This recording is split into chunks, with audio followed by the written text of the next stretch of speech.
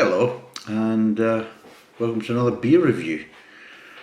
Now today we're going to do something that's a bit closer to my original home, being a Scotsman.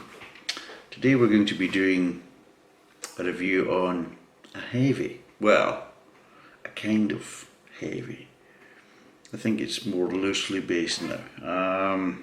What we're going to be doing is McEwan's Export. Now McEwan's Export is a bit of a blast from the past. I think some people probably from the UK will remember this from the 70s and 80s.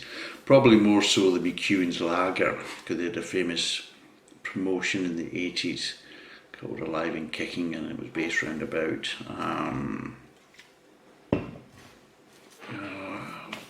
Alive and Kicking song actually, which was in the charts round about that time from a Scottish group that I never particularly liked. I'm trying to even remember the name of it, but anyway, it escapes me because I never liked them. But anyway, but at one point in the 70s, McEwan's Export was the biggest selling canned beer in the UK, and even now it's still one of the biggest selling beers in the UK. Now McEwan's, it's no longer Scottish. It's owned by Marsden's and it's brewed in Bedford, so it's about as Scottish as my wife, who's Russian. Anyway, so yeah, but this was classed as a heavy. You could get pints of McEwan, a pint of heavy, we could basically be a McEwan's or a Dryber. Dryber's heavy was good. You got Tartan Special, all these type of kind of brands. Now, traditionally, what was the difference between a heavy and an ale and that? Well, originally a heavy was a beer that was brewed without hops. We used, in Scotland, it wasn't so easy to get hops, especially at certain times when we were at war with the English and everything else. It's quite difficult to get hold of hops. And of course you can't really grow them in Scotland, it's not the best environment. So what they used to do was, to get the bitterness in the beer, they would use certain plants and herbs, and that's what basically made a heavy. Eventually things kind of changed, and basically brewing in Scotland became more in line with the kind of more mainstream brewing in Europe and of course in England, and then of course they started to use hops and things like that. But a traditional kind of darker ale in Scotland is basically a heavy, and there's always one on tap. Unfortunately, a lot of good heavies have been lost to the world, unfortunately, with brewers being taken over and brands being either diluted or pulled and everything else. But a lot of the good quality Scottish heavies are kind of long gone. There is still some about, but nowhere near as many as there used to be, or as good as they used to be as well. Some of them, because Drybers used to make a lovely heavy, and used to be able to recognise a Drybers pub because it was a kind of a dark blue colour. So everyone, remember, used to be, you could be walking about Glasgow and you see a dark blue pub and you're like, it's a Drybers pub, I'll get a good pint of heavy in there, that type of thing. But yes, so we're going to be doing McEwan's Export. It's, like I said, it's brewed in Bedford by Marsden's now. It's 4.5%. I think it's roughly about, is it $3.99 for 4 cans? So it's roughly about £1 a can, or just under £1 a can. But yes, I think usually it comes in a 4-pack. So let's see if it's as let's just see if it brings back a bit of nostalgia, a bit of Scotland to us. But anyway, let's see what it's like. There we go. Got the glass, got the beer. Let's pour it. Now this is more of a kind of amber. A traditional heavy is usually a lot darker than this. So it is. But yes, here we go. Well carbonated. You can hear it, really. It's not much of a head, but that's usually normal for a heavy, because again a lot of the head comes from the hops. The hops help to give you a nice kind of foamy head, that type of stuff. And of course traditionally it was brewed without hops. So yes, you get the bitterness and the beer flavour and everything else, but you just wouldn't really get a head, because the herbs and plants they would use instead of hops just didn't give that head reaction that you get. So of course that's usually kind of normal for a heavy, but I think obviously this will have hops in it, but there may be other kind of stuff in it as well that they'll be kind of maybe trying to disperse the head, or be very lightly hopped, that type of stuff. Smell kind of, how would you use, kind of toffee caramel. It's a kind of light beer. Probably the closest you get is maybe an amber ale or something like that. But in Scotland, it's like if you like darker beers, but we drink it like a lager. So as a case of lager and heavy, if you're a dark beer drinker, you're drinking heavy. If you're a light beer drinker, then you're drinking lager. And we do tend to kind of treat it a bit kind of similar to lager. We will drink it in the same way as you would drink lager. Hot day, cool pint of heavy, cool pint of lager, that type of thing. But yeah, it's got maltiness, kind of caramelness, toffee, that type of stuff. No real hoppy smell, nothing, no citruses, no nothing like that. It's devoid of all these type of kind of aromas that you'd associate with hops. And as you can see, it's, well, maybe bring it up a little bit better, just to kind of let you see, it is, can you see that? Totally kind of flat. And that's kind of normal. But the thing is though, when you're sinking it quite quickly, because as we usually do in Scotland, you don't have time to worry about it. But yes, it's an interesting beer, but I've always liked heavies, just because there's always something different about them. The problem is I didn't know there was something different about them until of course I started drinking other beers that weren't heavy. But yes, dark beers in Scotland, mostly heavies.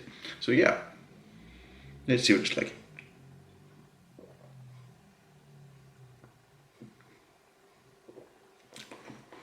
Yeah, it's nice, pleasant, malty flavour. It has a kind of toffee-ish caramel. I'll try again. God, got a kind of toffiness and then kind of a caramelness about it.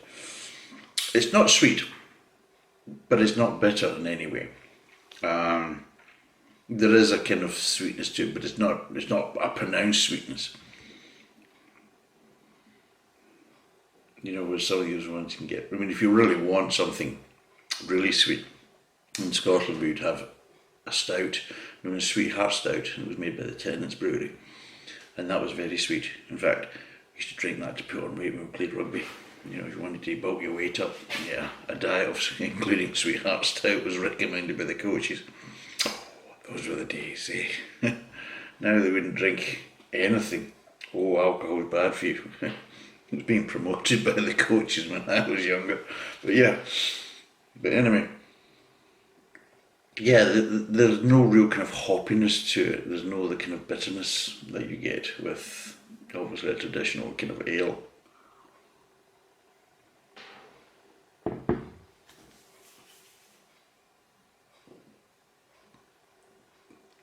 Nice mouthfeel, with nice carbonated.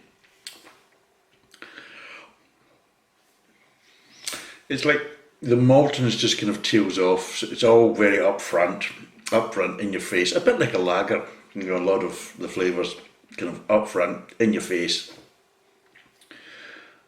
It starts to kind of dilute and kind of tail off a bit in mid-tongue, and then when it gets to the back of the mouth, it really just kind of disperses quite quickly, and there's very little aftertaste, if anything at all. And what you usually do get is a kind of a slight burnt toffee aftertaste, ever so slightly, and that's a kind of very gentle bitterness you get. But it is very, very light and very, very gentle. So yes, it's all up front, boom, in your face, and then that's it. It kind of disperses very, very quickly. It's very easy to drink. I mean, you can down a pint of heavy just as easy you could down a pint of lager from that point of view. And yes, it is something that you would drink as a session. Yes, you would swig it. A very kind of normal thing would be having a whiskey chaser with it, so you'd have a little dram of whiskey with it, and you would kind of work between the two, and then of course once you finish your whiskey you pour any kind of drips and dregs into your pint. That's the kind of normal way of doing it. But yeah, that's the normal way of kind of drinking, you know. So you would say you give us a pint of heavy and a low flyer chaser, a low flyer being a famous grouse or something like that, because grouse is a low flying bird, so in Scotland we call it a low flyer, that type of thing. We don't drink bells in Scotland really, but anyway.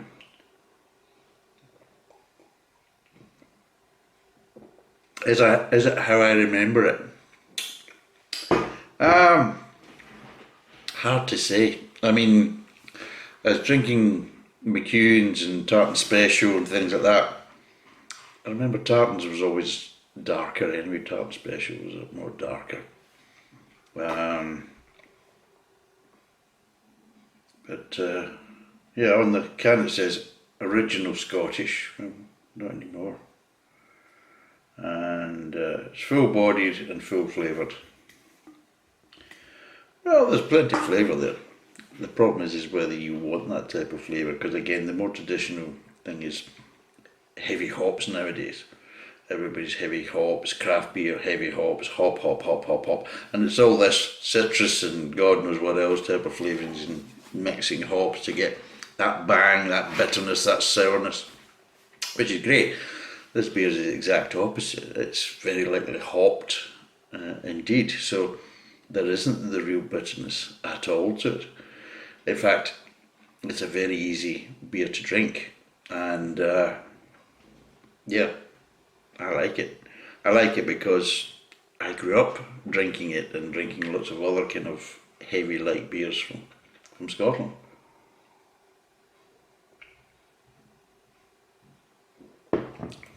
Out of 5, what would I give it? I would give it a 3, quite easily. It's a good general beer. It's unoffensive, it goes with food, it's something you can chug at a party or a barbecue, something you can chug watching the football with your friends. It's just a good honest beer, plenty of flavour at the start, some good maltiness, the kind of natural sweetness you get from basically the malt. It's not so biscuity though, as they like to say. I mean, everybody associates malt with, but this doesn't have it. This has a kind of more kind of malty drink kind of scenario, more kind of the kind of sugary kind of caramel stuff. It's not sweet, but it is sweet, if you understand. It's not something you drink and think, oh, that's kind of sweet or too light. It's not. There is a kind of there is a bitterness that goes with that kind of sweetness, but there is a natural sweetness. It's not like, say, if you take Foster's Lager, you take a heck of a sweet. You know, that just doesn't go right. And there's something wrong with that flavour, because lagers shouldn't really be that level of sweetness. This doesn't have that level of sweetness. It's a more natural sweetness rather than whatever the hell they do with Foster's. I mean, seriously, you wonder what the hell goes on with these beers. But anyway, it's $3.99. That's pounds, by the way. To buy, you get 4 in a can, half litre cans, 500 ml. 3 out of 5. A bit of nostalgia. Is it the best example of a Scottish heavy? No, nowhere near it. Is it a good example of a kind of amber ale? It's a different one. If you put a line of amber ales up, a lot of them will have similar kind of taste profiles, flavour profiles, aromas, that type of stuff. And then you come to this, and it's going to be completely different from what else I would be able to buy down here. If I basically lined up loads of amber ales, which we might do as in a comparison, you know, some of the Spitfires and Doom Bar and all these type of things, this has a completely different flavour profile because it was originally brewed for the Scottish market. But there is a reason why this was a popular and, of course, best-selling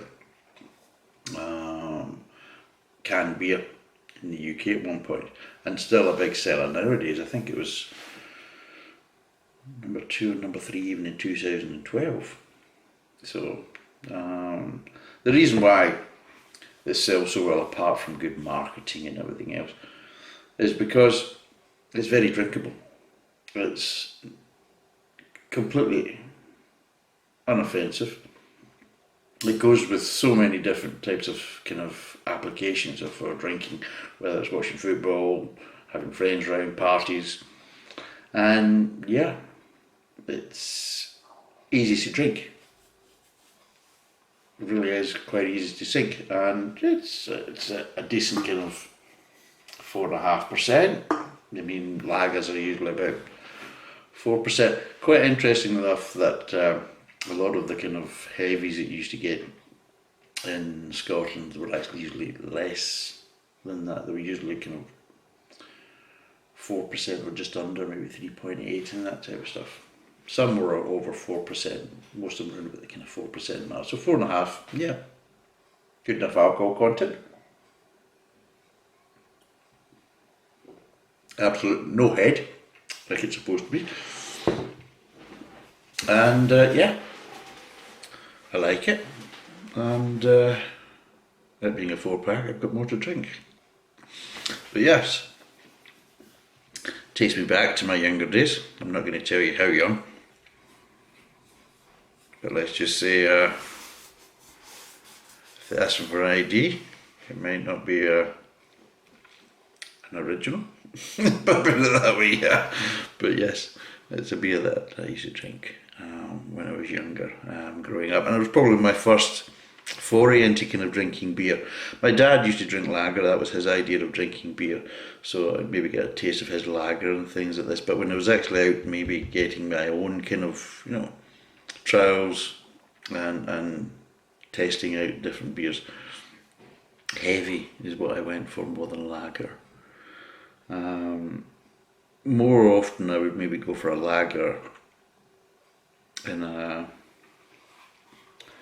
bottle when I was younger. I certainly wouldn't take a pint of lager. I'll take a pint of lager now, definitely enough, but in my younger days, no, I wouldn't take a pint of lager. But yes, I would take a pint of heavy, and it was interesting to go in to the different pubs and ask for a heavy and see what you got, because there was so many going about at the time and lots of different, and this is obviously in the kind of 80s. So the 70s and 80s was a kind of a good time for heavy drinkers, and I think it's coming back. There's some really good heavies coming out in bottles, kind of Scottish ales that we will kind of have a look at, and one of them is actually made by McEwan's or Marsden's, and it's like McEwan's Champion, which we'll probably get a chance to try out and see what it's like, because a few of my Scottish friends and football pals, they all basically are telling us that they're kind of revival of some good Scottish ales, so it'll be interesting to see what they're like. But yes, so that's us for today. If you haven't tried McEwan's Export, give it a go. It is something different. I don't know, I can't say if you like it or you won't like it, but it will be different. If you're used to drinking more traditional kind of ales and amber ales especially, then this will be different. I think you can get it, we used to be able to get it internationally, I think. I don't know whether you can get it now. If you can, and you do see it wherever you are in the world, then give it a go. Try it. If you're in the UK, okay, it's sold by Tesco's, it's easy enough to get. Get yourself a 4-pack. Try it. What have you got to lose? And trust me, you may be quite surprised. But it is something different, and it isn't your more kind of traditional kind of ales. But anyway, that's us. Thanks for watching.